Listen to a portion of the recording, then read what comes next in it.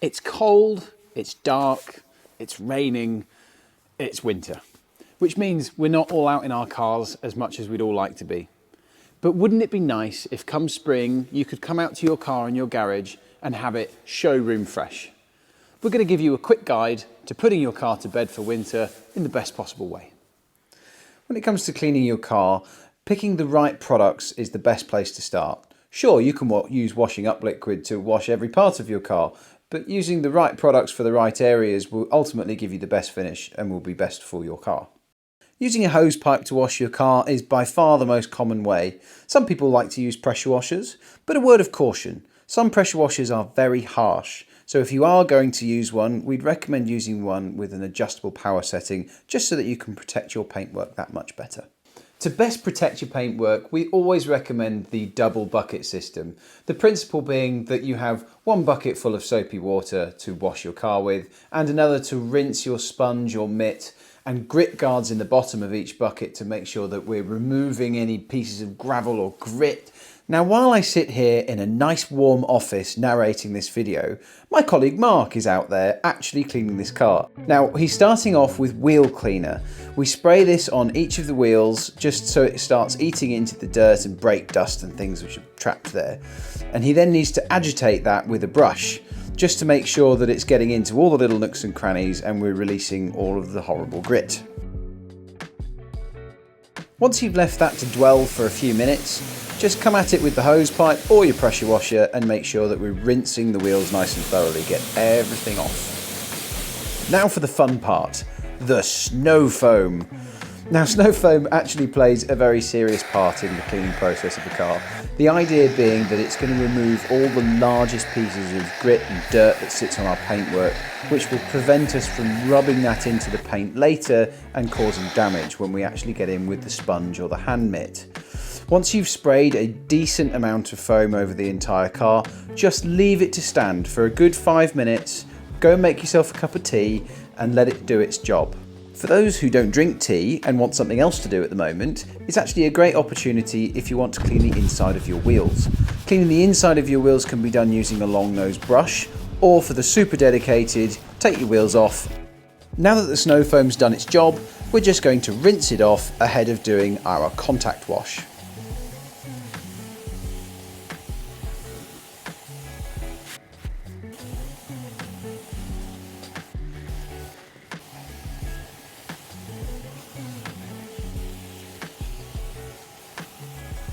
Now it's time for the contact wash. Now we want to make sure that we're using the wash bucket for our soap and making sure that our sponge or mitt is nice and full of water, nice clean soapy water. Starting at the top of the car, we'll work downwards to make sure that we get the best possible clean. Make sure that you get your hands neatly between each of the louvers on the bonnet, making sure we give them the attention that they need. As and when you get to the point where you're ready to rinse your mitt or sponge, make sure you go first to the rinse bucket.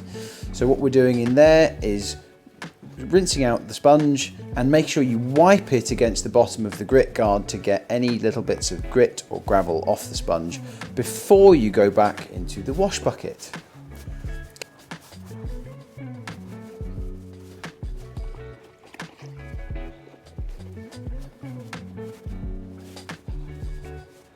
Now we've been over the whole car, it's just time to rinse it off.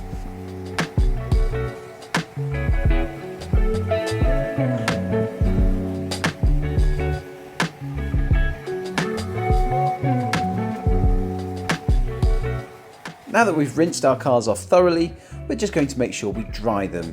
Now we do this using a very, very clean microfiber towel, and the more diligent you are about drying your car, the less likely you are to have watermarks on it when you're done.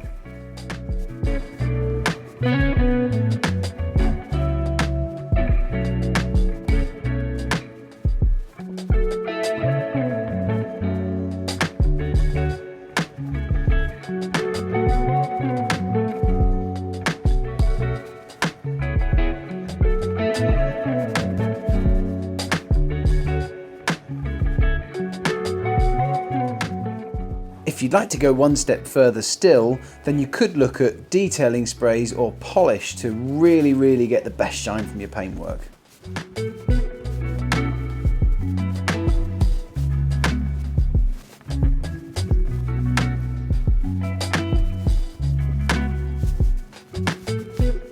Now that the outside is dry, we need to dry off our engine bay.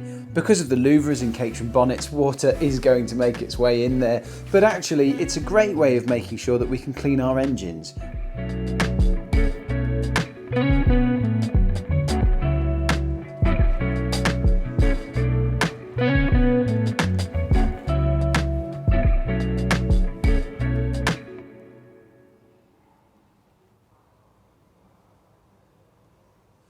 So obviously what we've just shown you is a guide to cleaning your car. And the reason we've done that is that it's not only good for your Caterham's health if it's going to be parked in the garage for a long period of time, but also for you.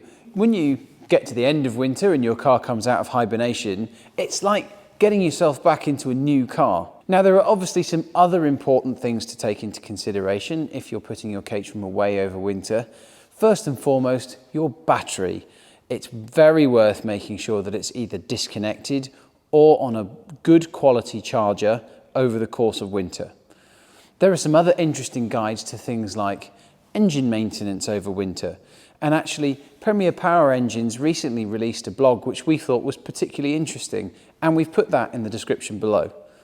But that's another useful video. Now we know that not many of you watch our wrap-ups, so here's a bit of encouragement. The first person who comments that they've seen this below will receive a free Turn 7 wallet in the post. So get your comments in quick. But for now, that's another quick video, and we'll see you next time.